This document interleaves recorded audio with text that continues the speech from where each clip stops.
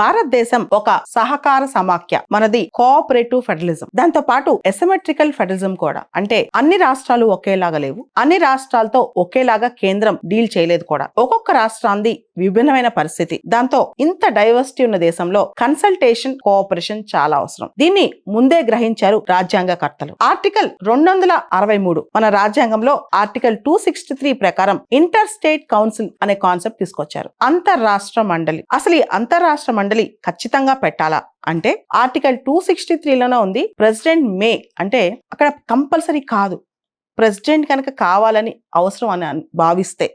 And అంతరాష్ట్ర మండలి అనేది permanent body కాదు, శాశ్వత ఒక వ్యవస్థ కాదనమాట.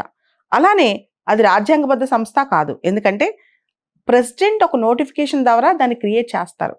అంటే దాని జెనసిస్ ఆర్టికల్ 263లో ఉంది, కానీ అది రాజ్యాంగ సంస్థ అని చెప్పకూడదు అనమాట.